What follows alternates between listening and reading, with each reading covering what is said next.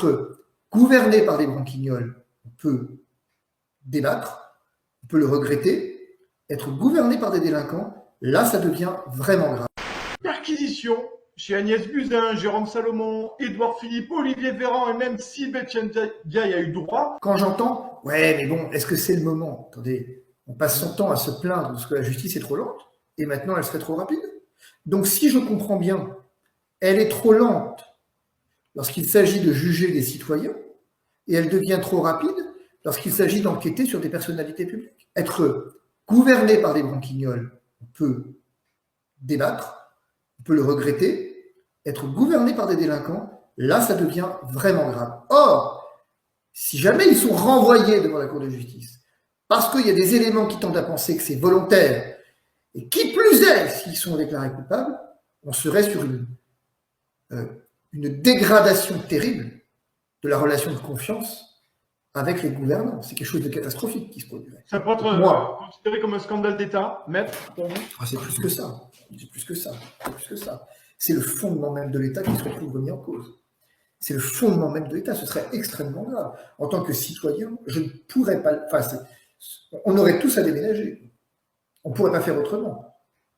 Si des gens sont capables, pour de basses considérations électorales ou que sais-je, de venir raconter ce genre de conneries, de venir faire ce genre de conneries, de ne pas commander de masque et exposer 30 000 morts, faire 30 000 morts en l'espace de quelques semaines, c'est dramatique. Dramatique. Il faut bien comprendre aussi que quand vous regardez ce qui s'est passé cet été, les contrôles aux aéroports étaient inexistants, les gens ne pouvaient pas se faire tester quand ils partaient en voyage ou quand ils en revenaient. Philippe Juvin a été jusqu'à dire que la France était le Club Med. Bon, je veux dire, à un moment donné, si vous voulez, même l'incompétence a ses limites. Et on peut raisonnablement se demander, si ces gens sont incompétents, ok, bah, ils passent la main. Mais à un moment donné, on ne pourra pas dire, si vous voulez, qu'au mois d'août, par exemple, l'abstention n'était pas volontaire. On ne va pas venir me dire qu'au mois d'août, on ne savait pas qu'il fallait tester. On ne va pas venir me dire qu'au mois d'août, on ne savait pas qu'il fallait contrôler les aéroports. On ne va pas venir me dire qu'au mois d'août, on ne savait pas qu'il fallait effectivement mettre en quarantaine les gens qui rentraient. Enfin, on découvre quand même des choses incroyables. Je reviens en arrière un instant, mais au mois de janvier, quand Parly vous dit que les militaires qui revenaient de Wuhan n'ont pas été testés, mais enfin, c'est pas possible qu'au mois de janvier, ces gens n'aient pas été testés. Et ça surprend personne que les premiers clusters étaient dans l'Oise. Enfin, je veux dire, il faut arrêter 5 minutes, si vous voulez. Bien sûr qu'on a une forme d'incompétence, mais cette incompétence, elle n'exclut pas la question de savoir si on n'a pas regardé ailleurs pendant que la maison brûlait.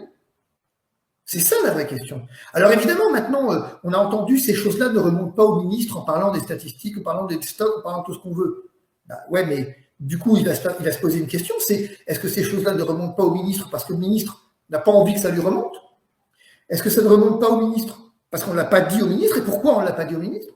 Ça va être tout ça que l'enquête va montrer. Et qui mieux que le juge pénal? Et alors, ça témoigne d'une autre chose, tout à fait, pour terminer ce point de manière exhaustive, si vous voulez. Ça témoigne d'un truc extraordinaire, qui est que les commissions d'enquête parlementaire servent à rien, qu'on arrête de me parler de responsabilité politique. Quelle responsabilité politique? Il n'y a pas de responsabilité politique. La preuve qu'il n'y en a pas. La preuve que concrètement, il ne puisse pas y avoir de responsabilité politique, je l'avais dit chez vous d'ailleurs, quand j'avais dit, mais comment voulez-vous que cette commission d'enquête puisse enquêter sur quoi que ce soit, quand c'est, finalement, si on parle de responsabilité politique, ils sont tous responsables. Si on parle de responsabilité pénale, alors il y en a un qui est responsable, deux qui sont responsables. Mais si on parle de responsabilité politique et que c'est ça qu'on doit juger, mais ils sont tous responsables, puisqu'ils sont tous responsables d'avoir drastiquement réduit les effectifs des hôpitaux, ils sont tous responsables de leur politique sanitaire de merde, qui effectivement, concrètement, a conduit à un numerus clausus totalement absurde et qui fait qu'on n'a plus de médecins. C'est leur responsabilité collective qui consiste à pas s'interroger sur les stocks, à regarder dans les tiroirs à chaussettes ce qu'on a comme masque, comme respirateur ou tout ce qu'on veut. Alors, mais moi, c'est pour ça qu'il ne pouvait pas y avoir de responsabilité politique, parce qu'elle est collective, la responsabilité politique, et qu'elle est, j'ai envie de dire, plurielle, la responsabilité politique. Alors que la responsabilité pénale, elle est individuelle.